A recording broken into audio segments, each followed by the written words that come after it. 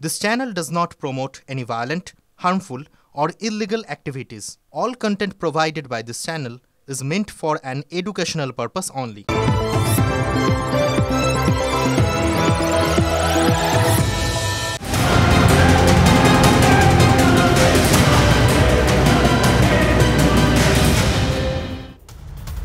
নমস্কার, news top 9 আপনাকে স্বাগত। আমি দীপ রয়েছে আপনার সঙ্গে।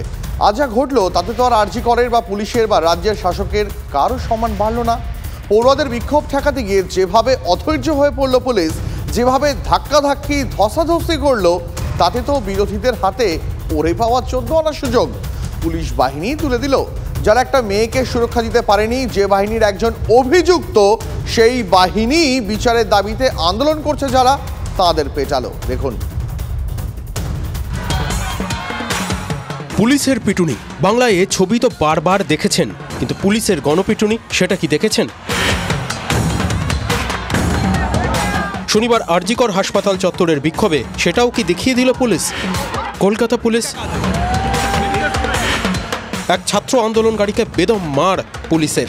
1, 2, 3, 4, 5, 6, 7, 8, 9, 10 জন পুলিশে মিলে মার। এভাবে মারতে পারে পুলিশ? ইন্ডিয়ান পেনাল কোড বদলে ভারতীয় ন্যায় সংহিতা হয়েছে, কিন্তু পুলিশের হাতে গণপিটুনির অধিকার দেওয়া হয়েছে কি? আরও একটা ছবি দেখুন, এক আন্দোলনকারীকে কিভাবে মারতে মারতে নিয়ে যাচ্ছে পুলিশ।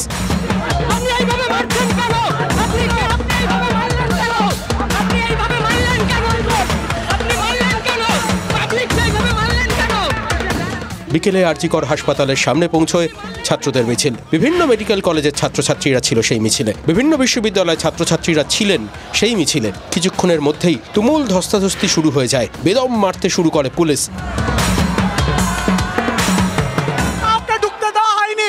আমাদের একটাই দাবি, যেই মেয়েটাকে ধর্ষণ করে খুন করা হয়েছে তার আমরা সঠিক জাস্টিস চাই। এই একটা দাবি নিয়ে আমরা যেতে চাই ভেতরে, কিন্তু এই পুলিশ, এই দালাল পুলিশ, এই তৃণমূলের দালাল পুলিশ আমাদেরকে ঢুকতে দিচ্ছে না। আজকে তৃণমূল আমরা দেখতে পাচ্ছি, মমতা ব্যানার্জি সাধু সাজছেন, উনি বলছেন যে ধর্ষণকারীদের শাস্তি চাই।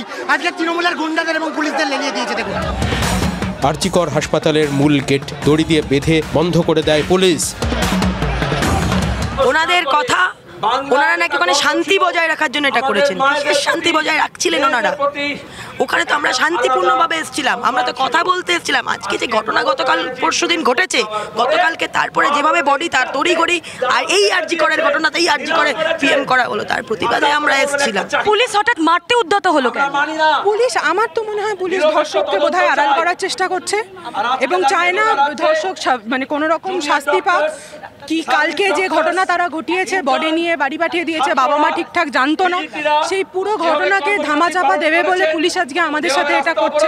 যে পুলিশ অপরাধকে দমন না করে অপরাধীর বিরুদ্ধে যারা শান্তি চাইছে, বিচার চাইছে, তাদেরকে দমন করছে, সেই পুলিশ কোনো ন্যায় দিতে পারে না।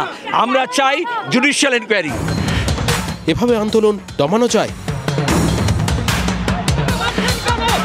পুলিশের উপরে ফোর্স ইউজ করেছে, পুলিশের উপরে ধস্তাধস্তি করে পুলিশকে হেনস্থা করেছে, আর চপ্পল ছিঁড়েছে, চটি ছুঁড়েছে পুলিশের উপরে, আর কিছু লোক আমাদের ইনজার্ড হয়েছে। পুলিশ আমরা বলবো খুব রিস্ট্রেন্টভাবে এটাকে হ্যান্ডেল করেছে, কোনোভাবে আমরা ফোর্স ব্যবহার করিনি। খুব রিস্ট্রেন্ট করে আমরা ওদেরকে বলেছি, রিকোয়েস্ট করেছি যে আপনারা এখান থেকে চলে যাবেন। আরজিকরে আন্দোলনকারীদের মিটিংয়ে হাতাহাতি বচসা, বিচার চেয়ে আন্দোলনের পথ ঠিক করতে জিবি। আরজিকরের অডিটোরিয়ামে চলছিল মিটিং, অন্য মেডিকেল কলেজের চিকিৎসক পড়ুয়ারাও সেখানে ছিলেন। সেই সময় আরজিকর হাসপাতালের তৃণমূল ছাত্র পরিষদের সঙ্গে বচসা বাঁধে অন্যদের, তা পৌঁছয় হাতাহাতি ধাক্কাধাক্কিতে। আরজিকরের ছাত্রদের অভিযোগ, মূল দাবি থেকে সরে রাজনীতি করা হচ্ছিল। দোষীদের শাস্তির দাবিকে গুরুত্ব না দিয়ে কর্তৃপক্ষের বিরুদ্ধে ব্যবস্থা নিতে আগ্রহী হচ্ছিল আরেক পক্ষ।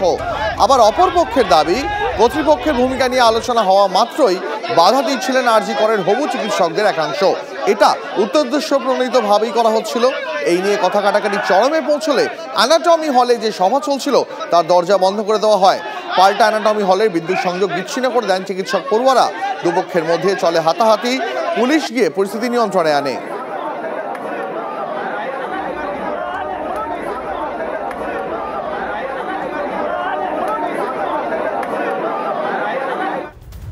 আরজিকর কাণ্ডে মুখ খুললেন অভিষেক বন্দ্যোপাধ্যায়। ধর্ষণ প্রমাণ হলে এনকাউন্টার করে মারার আইন আনা উচিত, কড়া বার্তা অভিষেকের। এই অপরাধীদের সমাজে বাঁচার অধিকার নেই, মন্তব্য ডায়মন্ড হারবারের সাংসদের। আমি মনে করি আইনসভায় এমন কঠোর আইন আনা দরকার যেখানে 7 দিনের মধ্যে এই খুনি এবং ধর্ষকদের একদম এনকাউন্টার করে মারা উচিত। আমাদের সমাজ এমন যে কোনো ঘটনা না ঘটলে আমাদের ঘুম ভাঙে না। আমি তো বলছি, হয় যদি পারিপার্শ্বিক প্রমাণ তথ্য আপনার বিরুদ্ধে হয় তাহলে হয় এনকাউন্টার করে মারা উচিত, নইলে ফাঁসির মঞ্চে নিয়ে গিয়ে ঝোলানো উচিত। এই সমস্ত লোকেদের সমাজে থাকার কোনো অধিকার নেই। একদম দ্ব্যর্থহীন ভাষায় বলছি। কেন আপনি 5 বছর 6 বছর 7 বছর ধরে ট্রায়াল চালাবেন মশাই? একটা লোককে আন্ডার ট্রায়াল, একটা প্রিজনারকে আমি যদি 7 বছর জেলে রাখি, আমার রোজ যদি তাকে থাকাতে আর খাওয়াতে দিনে 200 টাকা খরচা হয়, তাহলে 1 মাসে 6000 টাকা খরচা হয়, 1 বছরে 73,000 টাকা খরচা হয়। 5 বছর সে যদি আন্ডার ট্রায়াল থাকে তাহলে 3.5 লাখ টাকা খরচা। 7 বছর থাকলে 5 লাখ টাকা খরচা। কেন 5 লাখ টাকায় 3টে গরিব মানুষের বাড়ি হবে? কেন তার বিরুদ্ধে ব্যবস্থা হবে না 7 দিনে? কেন্দ্র সরকার পারে না? যাদেরকে মানুষ ক্ষমতা দিয়েছে, ম্যান্ডেট দিয়েছে, তারা বিল আনতে পারে না? তৃণমূলের উচিত কি?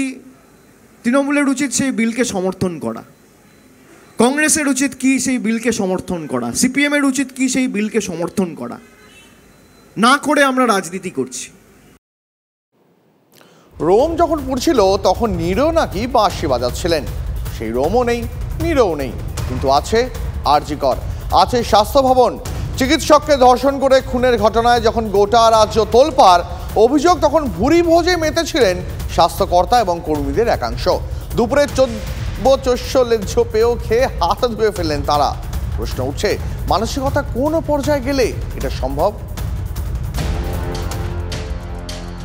আরজি করে মহিলা চিকিৎসককে ধর্ষণ করে খুনকে ঘিরে শনিবার যখন উত্তাল কলকাতার প্রাণকেন্দ্র, ঠিক তখনই কয়েক কিলোমিটার দূরেই দেখা গেল উল্টো ছবি। শহরের এক প্রান্তে ভুরি ভোজিয়ে মজে রইলেন স্বাস্থ্য ভবনের কর্তা থেকে কর্মীরা। অভিযোগ এমনটাই। এই দোতলায় এইখানেই কিন্তু এই খাওয়া দাওয়ার ব্যবস্থা করা হয়েছিল এবং ট্রেনি চিকিৎসকের মৃত্যু ঘিরে যখন রাজ্য রাজনীতি উত্তাল, সেই সময় একদল চিকিৎসক এই স্বাস্থ্য ভবনে পিকনিকের আয়োজন করলো। কেন এই ভুরিভোজ? জানা গেছে director of health services doctor Siddhartha নিয়োগীর অবসরের তারিখ এগিয়ে এসেছে। Institute of health and family welfare বিল্ডিংয়ে সেই উপলক্ষে পিকনিক হয়েছে। তাতে চিংড়ি, ডাল, ভাত ও ঝুড়ি আলু ভাজা দিয়ে জমিয়ে মধ্যাহ্নভোজ হয়েছে। আজ কি ছিল? এটা চিংড়ি, ওখানে স্টাফেদের খাবার। স্টাফেদের কি খাওয়া হয়েছে? চিংড়ি ছিল, হ্যাঁ, রাইস, ডাল আর ঝুড়ি আলু ভাজা। ঝুড়ি আলু ভাজা। মেনুতে নাকি ইলিশও ছিল। মানে আরজি কর হাসপাতালের সামনে যখন পুলিশের হাতে মার খাচ্ছেন পড়ুয়ারা, তখন কাঁটা বেছে ইলিশ খাচ্ছেন স্বাস্থ্য ভবনের এক শ্রেণীর কর্মী আধিকারিকরা। বিরোধীরা তো মুখ খুলবেই।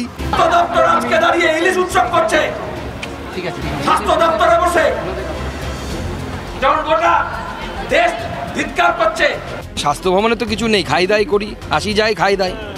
স্বাস্থ্য ভবন কোনো কাজ করে নাকি? স্বাস্থ্য ভবনে ঘুঘুর বাসা, চুরির আখড়া, খোঁজ নিয়ে দেখুন। স্বাস্থ্য ভবনের এমন উৎসবে হতভাগ স্বাস্থ্য আধিকারিকদের একাংশ। এর থেকে দুর্ভাগ্যজনক বোধহয় আর কিছু হতে পারে না। কারণ হচ্ছে যে আমরা কি আমাদের সেনসিটিভ মনের সমস্ত যে সংবেদনশীলতা সেটাকে হারিয়ে ফেলেছি? আমরা কি অমানুষ হয়ে যাচ্ছি? আমরা কি মানবিকতা হারিয়ে ফেলছি? স্বাস্থ্যকর্তারা দাবি করেন ডাক্তারি পড়ুয়ারা নাকি তাদের সন্তান সম। তাহলে এদিন স্বাস্থ্য ভবনে যে ভোজ সভা বসলো সেটাকে কি হিসাবে বর্ণনা করবেন? উত্তরটা তারাই ভালো দিতে পারবেন। ক্যামেরায় সুদেবের সঙ্গে রঞ্জিত, TV9 বাংলা।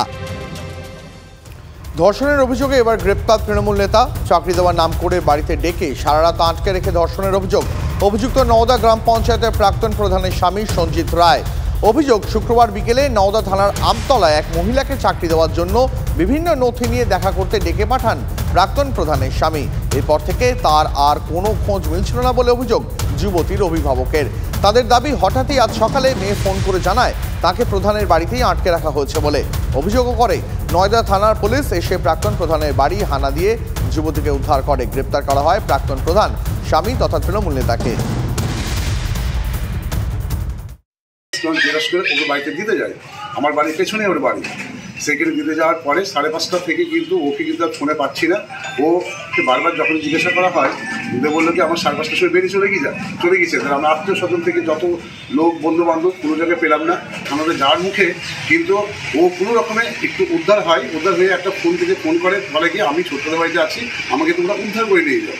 হ্যাঁ, তখন আমরা থানা পুলিশকে সঙ্গে করে নিয়ে যে আমার মেয়েকে উদ্ধার করি। এমনি চাকরির কথা বলেছিল তাই তো, সরকারি কোনো কাজের জন্য? সেই কাজের জন্য কাজ পাইয়ে দেবে বলে আপনার বাড়িতে ডেকেছিলেন? কাগজগুলো জমা দিতে হবে, কাগজগুলো নিয়ে আয়। আপনার কোথায় ডেকেছিলেন? বাড়িতে ছিলাম, বাড়িতেই গেছিলাম। ওনার বাড়িতে গেছিলেন কখন, কবে? কাল শনিবার। তারপর আর কোনো কিছু মনে নেই। আপনি কখন ফিরলেন ওখান থেকে? সকালবেলায় আমি চুপ করে অন্য ফোন থেকে আমি জানিয়েছি আমি এই যে আটকে আছে, আমাকে দয়া করে উদ্ধার করে নিয়ে যান, সেটা।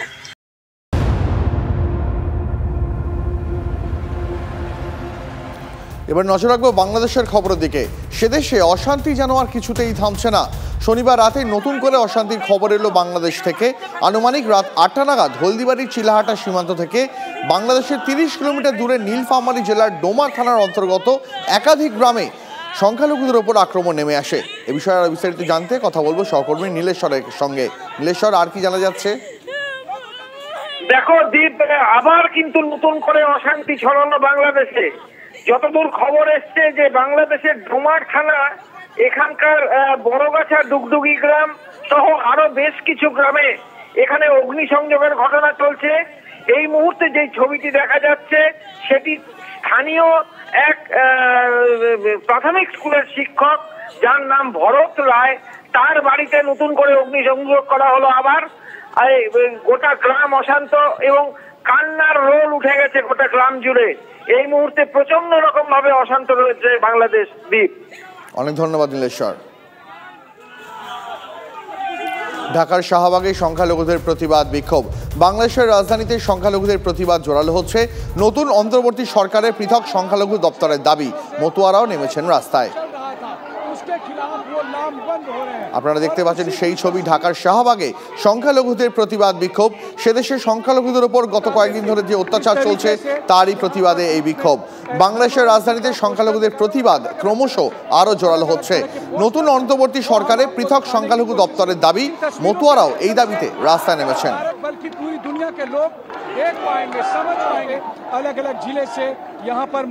আপনারা দেখতে পাচ্ছেন সেই ছবি। ঢাকার শাহবাগ চত্বর। ঢাকার শাহবাগ চত্বরে জড়ো হয়েছেন সংখ্যালঘুরা।